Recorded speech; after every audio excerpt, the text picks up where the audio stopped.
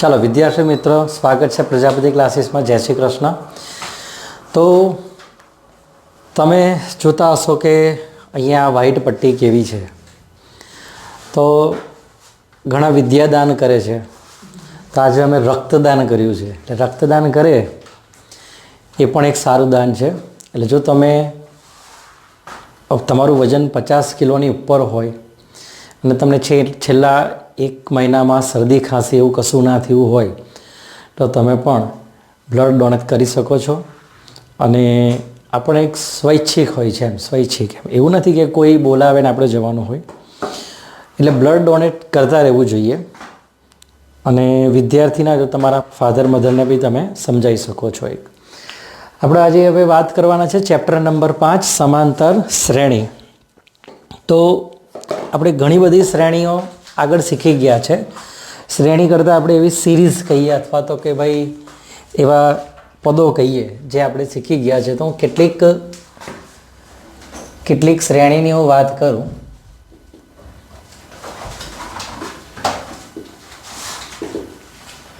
જેમ કે હું લખું છું કે 1 2 3 4 5 6. તો તમે કહેશો કે આ બધી જે સંખ્યાઓ છે 1 2 3 4 5 6 તો આ તો કે પ્રાકૃતિક સંખ્યાઓ છે. આ બધી કેવી સંખ્યાઓ છે? પ્રાકૃતિક છે. ચાલો, તો હમણાં હું ખાલી સંખ્યાની જ વાત કરું છું, પછી આપણે આગળ વધીએ.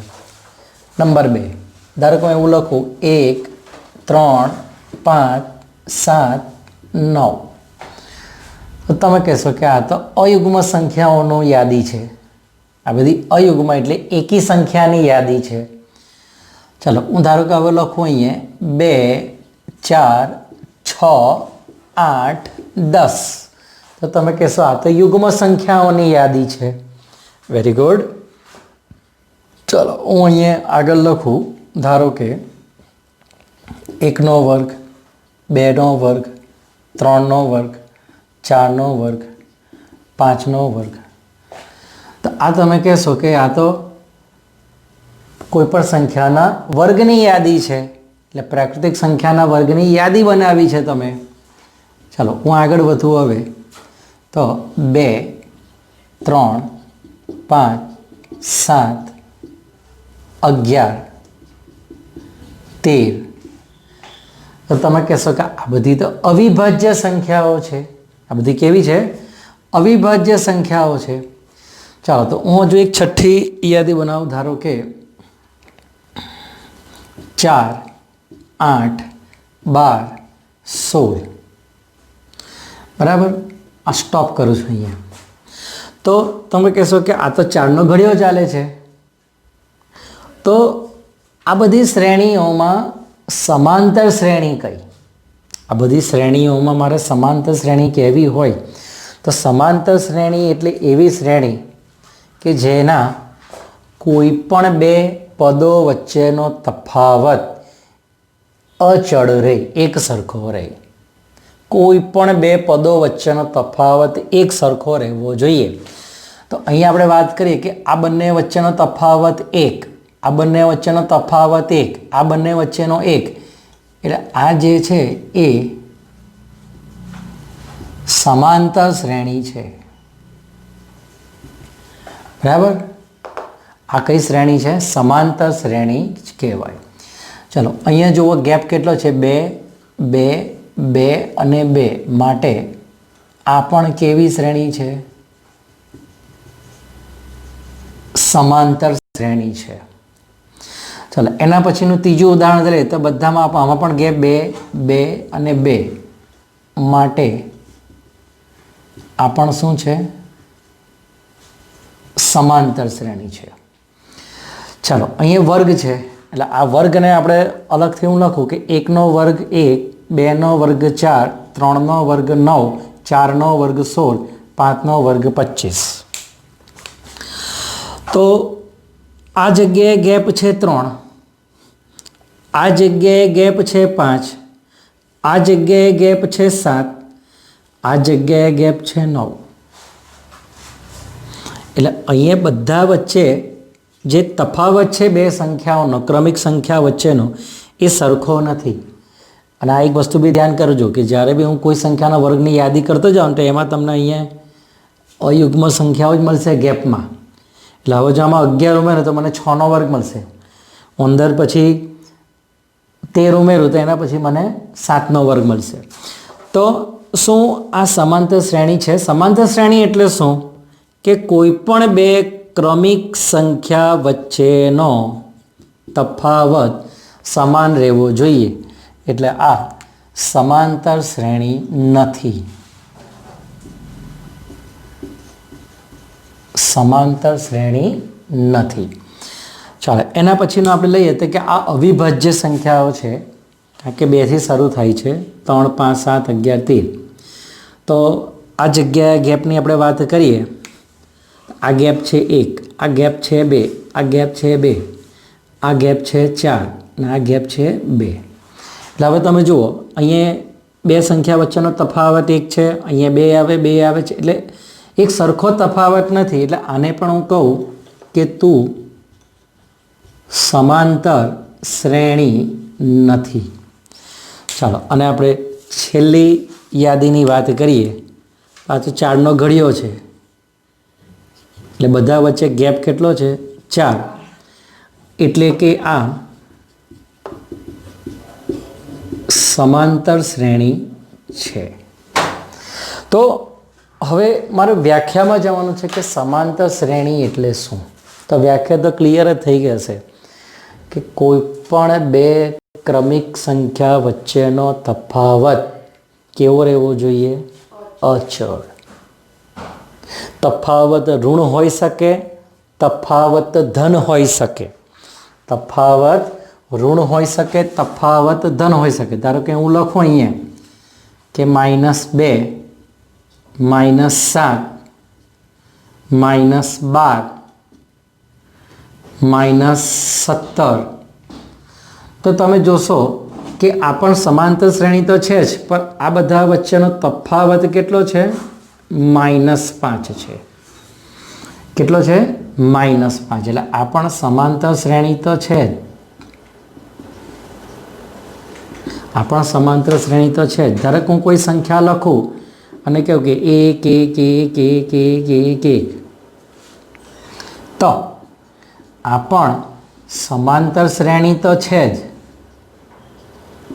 આ પણ સમાંતર શ્રેણી તો છે જ. કેમ કે આ બધામાં તફાવત મને કેવો મળે છે? 0. આ જગ્યાએ મને તફાવત કેવો મળે છે? ઋણ. અને આ બધી જગ્યાઓમાં તફાવત કેવો મળે છે? ધન. તો હવે મને વ્યાખ્યા મળી ગઈ કે જ્યારે કોઈ પણ સંખ્યાઓની યાદી હોય તો એમાં કોઈ પણ બે સંખ્યા વચ્ચેનો જો હું તફાવત લઉં તો તફાવત ધન, ઋણ કે 0 હોઈ શકે, પણ અચળ રહેવો જોઈએ. તફાવત જે છે એ બદલાતો રહેવો જોઈએ નહીં. તો એવી સંખ્યાઓની જે યાદી છે એને શું કહેવાય છે? સમાંતર શ્રેણી. તો આપણે વ્યાખ્યા લખીએ કે સમાંતર શ્રેણી એટલે શું. તો વ્યાખ્યા તમારે પૂછાતી નથી. સમાંતર શ્રેણી ને ઇંગ્લિશમાં કહેવામાં આવે છે એરિથમેટિક પ્રોગ્રેશન, એપી. શોર્ટમાં કહેવાય છે અને એપી, એરિથમેટિક પ્રોગ્રેશન. તો તમારે વ્યાખ્યા આપી છે જેમાં પ્રથમ પદ સિવાયના પ્રત્યેક પદ, પ્રથમ પદ સિવાયના પ્રત્યેક પદ આગળના પદમાં નિશ્ચિત સંખ્યા ઉમેરી આગળના પદમાં નિશ્ચિત સંખ્યા ઉમેરી મેળવી શકાતા હોય, નિશ્ચિત સંખ્યા ઉમેરી મેળવી શકાતા હોય તેવી યાદીને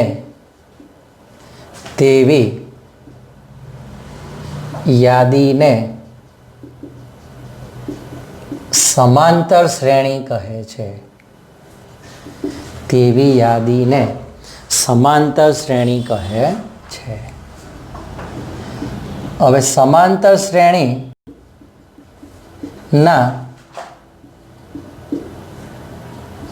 ક્રમિક પદો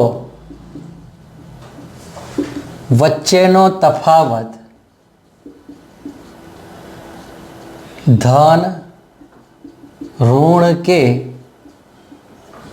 શૂન્ય હોઈ શકે છે.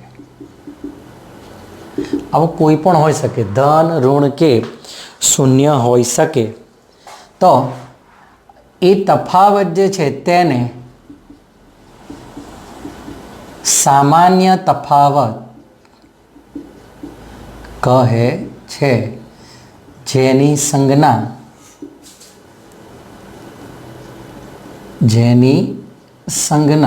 ડી છે. બરાબર, એટલે ડી એટલે સામાન્ય તફાવત. આપણે કહીએ ને કે કોમન ડિફરન્સ. કોમન ડિફરન્સ એટલે કે ડી કહેવાય. હવે સમાંતર શ્રેણી જે છે એ બે પ્રકારે હોઈ શકે. સમાંતર શ્રેણી જે છે એ બે પ્રકારની હોઈ શકે. એક તો કે શાંત શ્રેણી અને બીજી છે અનંત શ્રેણી. એક છે શાંત શ્રેણી અને બીજી છે અનંત શ્રેણી. શાંત શ્રેણી એટલે કે તમે જુઓ કે આજે 6 નંબરની છે, 7 નંબરની છે, 8 નંબરની છે, અહીંથી સ્ટોપ થઈ જાય છે. આ બધા ફૂલ સ્ટોપ આવી ગયા તો એને શાંત શ્રેણી કહેવાય. પણ જઈ આવા આગળ ટપકા મૂકેલા હોય એટલે કે હજુ આગળ વધે છે, એનો કોઈ અંત નથી, તો એવી શ્રેણીને આપણે શું કહીશું? અનંત શ્રેણી. તો સામાન્ય એનું સ્વરૂપ કેવું? તો a plus D, a plus 2d, a plus 3d. તો આ છે શ્રેણીનું સામાન્ય સ્વરૂપ, જ્યાં a એટલે પ્રથમ પદ અને d એટલે સામાન્ય તફાવત. એને કહેવાય છે પ્રથમ પદ અને ડીને કહેવાય છે સામાન્ય તફાવત. તો અહીંયા હું કહું કે જો a1 લખવું છે, a1 એટલે પ્રથમ પદ એ કહીશું, a2 એટલે બીજું પદ જેમાં મારે ઉમેરવાના છે ડી, a3 એટલે ત્રીજું પદ,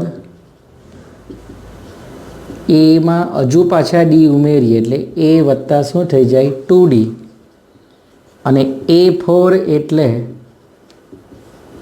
ચોથું પદ, એ વત્તા ડી વત્તા ડી એટલે કે એ વત્તા 3d. અને એવી રીતે nમું પદ એ વત્તા n-1 ઇન્ટુ ડી. આ કેવી રીતે આવ્યું એ આપણે પછીથી સમજીશું.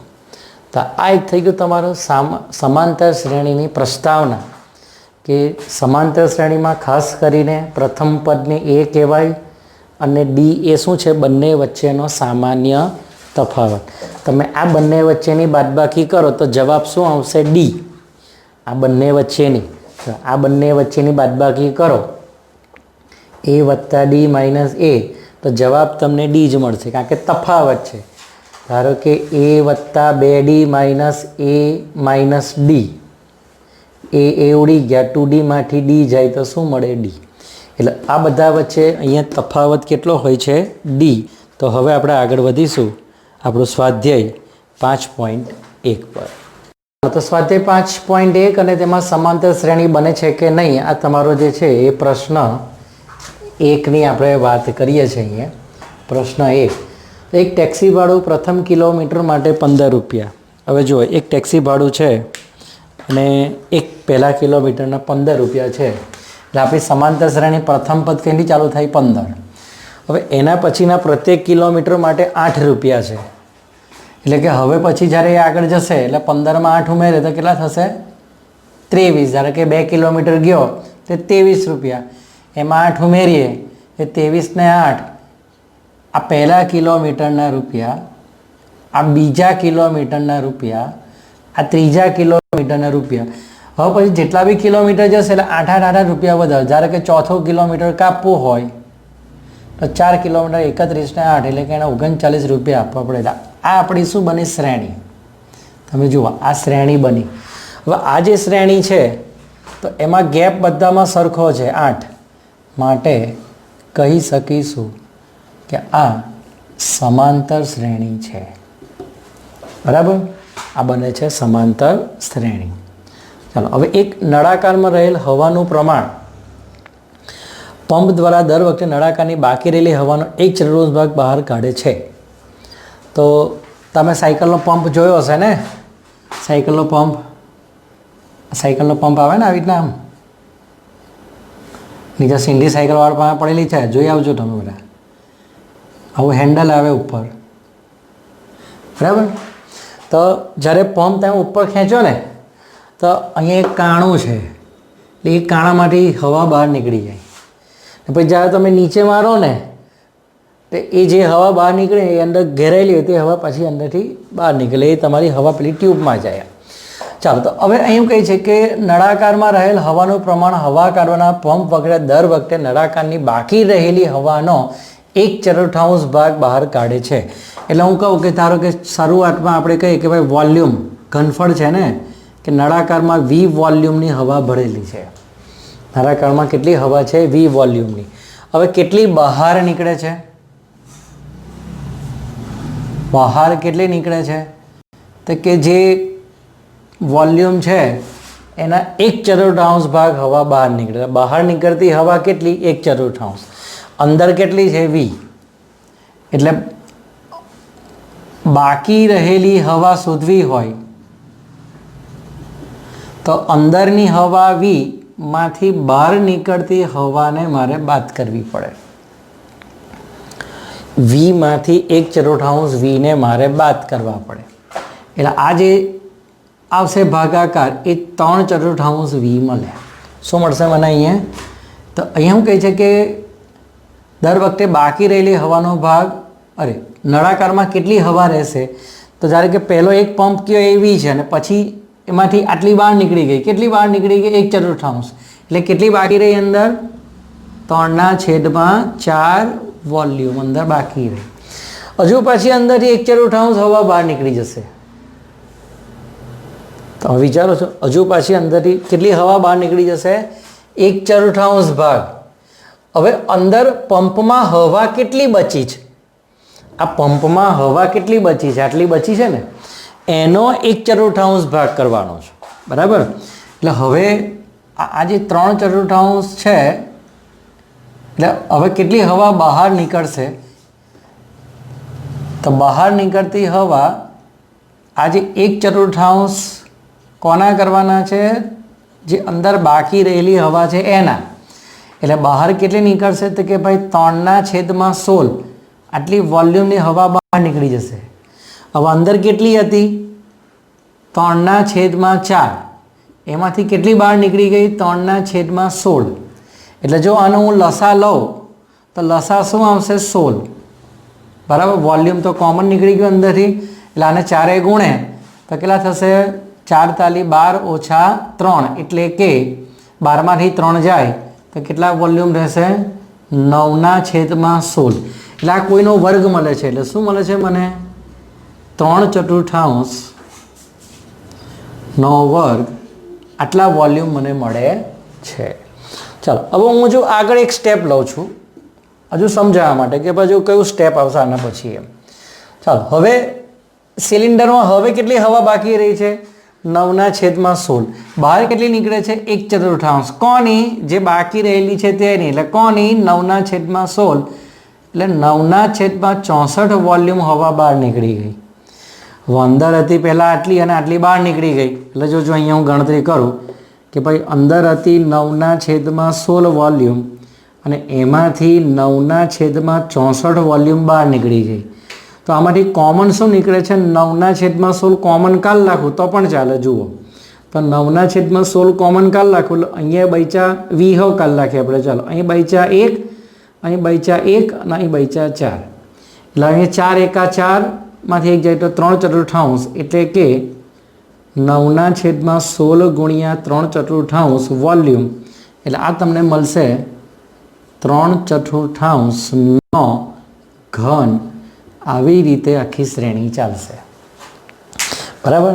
એટલે ઘણાને આમાં સમજ નહીં પડી હોય, સ્વાભાવિક બાબત છે. મને પણ ખબર છે કે ઘણાને નહીં સમજ પડી હોય, ઉપરથી ગયું હશે, પણ હમણાં એનું ટેન્શન લેવાની જરૂર કોઈ નથી. બરાબર છે.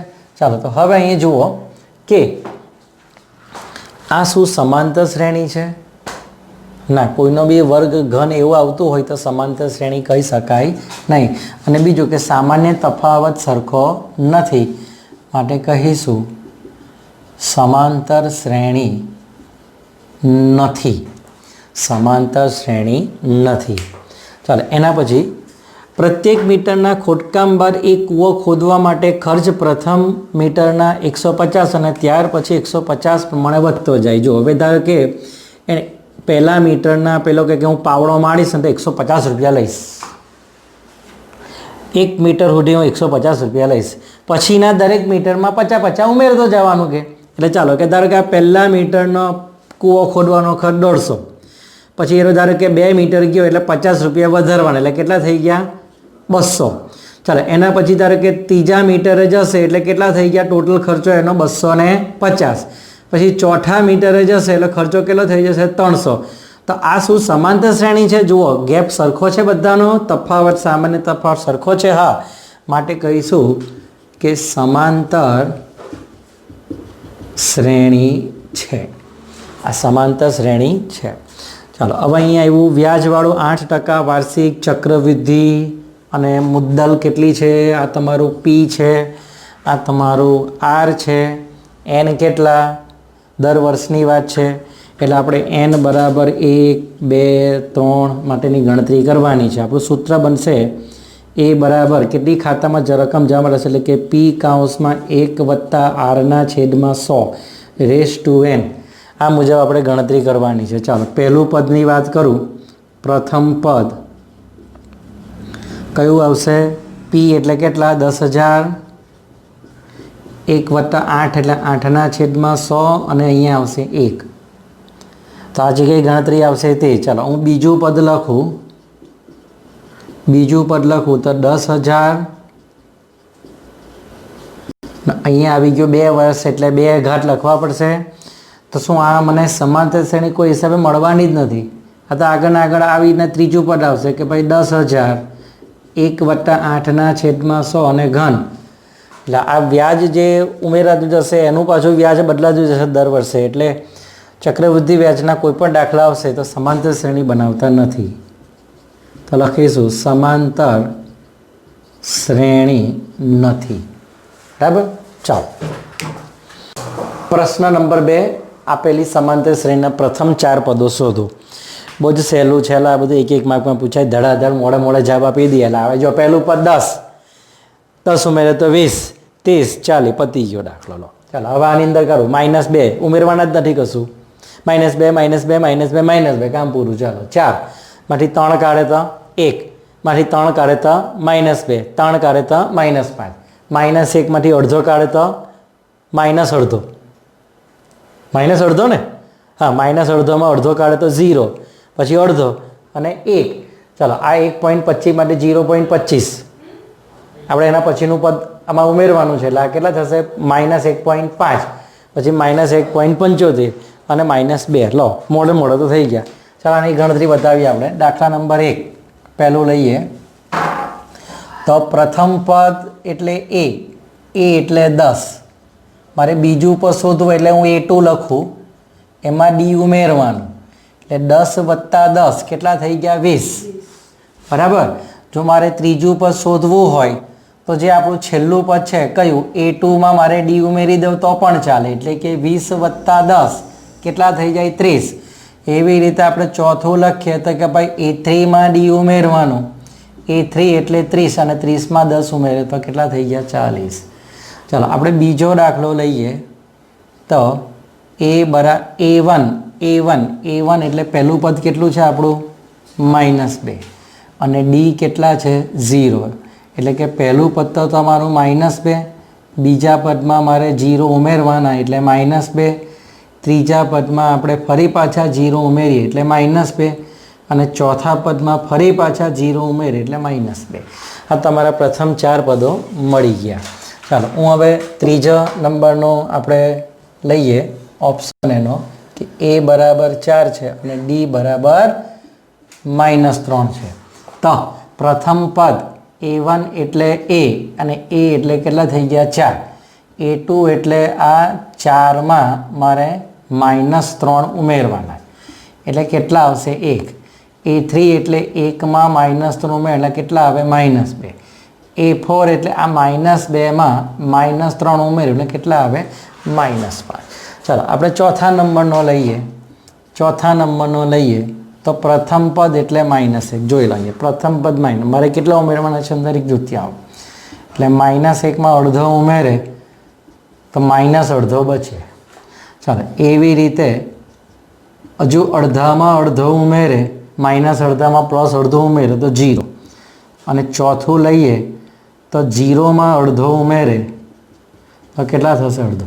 શું કરું છું હું દરેક પદ જે મળે છે ને એમાં ડી ઉમેર્યા કરું છું. ધારો કે આ જે મળ્યા એમાં ડી ઉમેર્યું, આ જે મળ્યા એમાં ડી ઉમેર્યું. ડી એટલે ડિફરન્સ, એના પછીનું પદ મને મળતું જાય એમ. બરાબર છે.